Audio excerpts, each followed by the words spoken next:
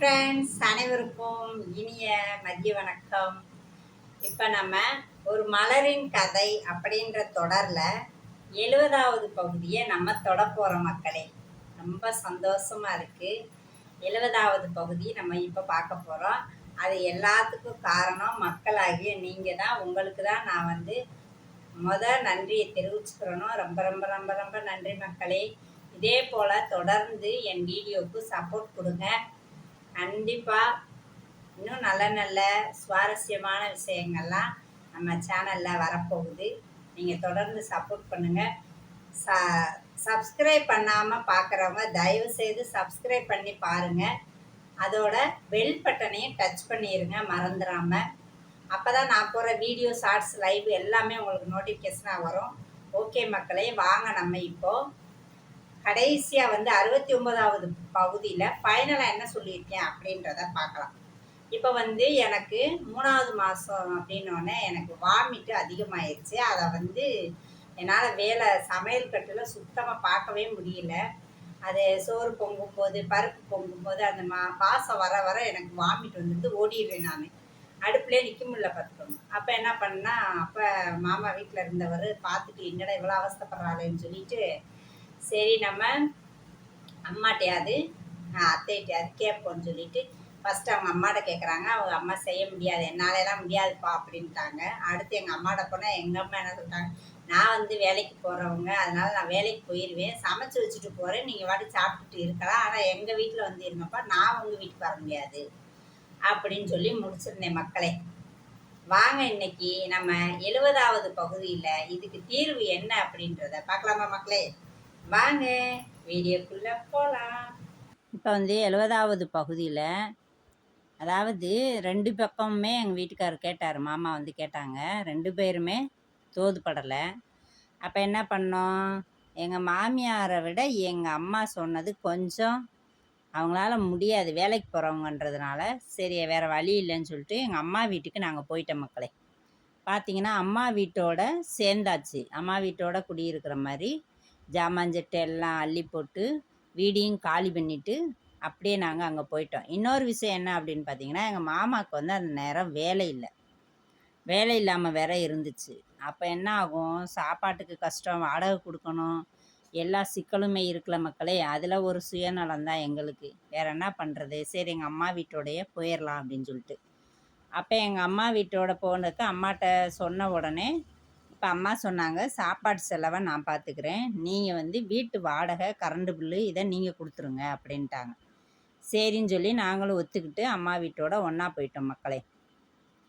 பார்த்தீங்கன்னா அப்போது எங்கள் மாமியார் எல்லார்ட்டையும் அங்கனக்குள்ளே சொல்லிட்டாங்க, மாமியார் வீட்டோட போயிட்டேன், மாமியார் வீட்டோட போயிட்டேன் அப்படின்னு சொல்லி எங்கள் மாமாவை அங்கே இருக்கிறவங்க எல்லார்ட்டையும் சொல்லிட்டுறாங்க பார்த்துக்கோங்க. அப்போ அதெல்லாம் நாங்கள் கண்டுக்கிறல. சரின்னு சொல்லிட்டு எங்கள் அம்மா வீட்டோட நாங்கள் போயிட்டோம் மக்களே. போய் ஒரு மாதம் 1.5 மாதம் இருந்திருப்போம். அப்போ பார்த்திங்கன்னா எனக்கு 5 மாதம் ஆயிடுச்சு.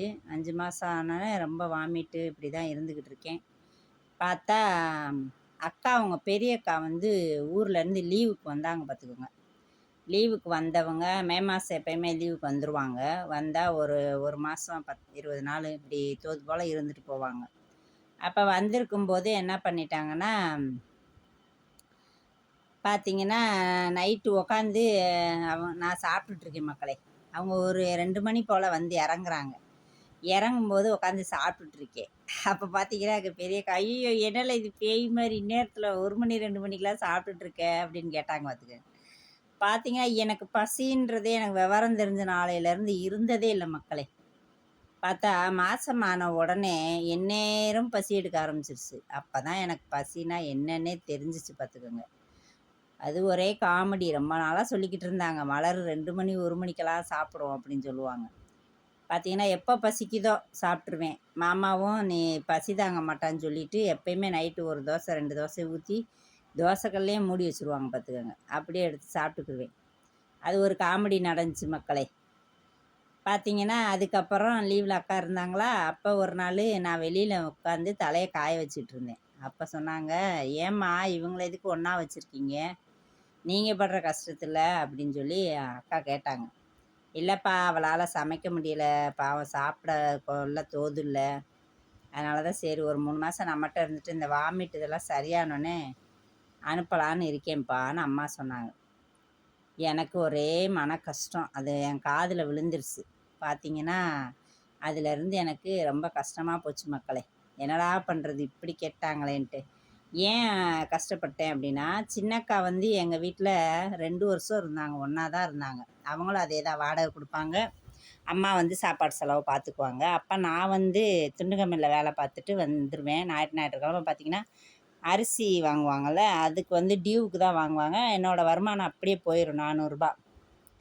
அதெல்லாம் நான் பார்த்துருக்கேன். அப்போ 2 வருஷம் குடியிருந்தவங்களோட அரிசி மட்டுமே ரூ. 400 அந்த மாதிரி வந்துடும் வாரத்துக்கு.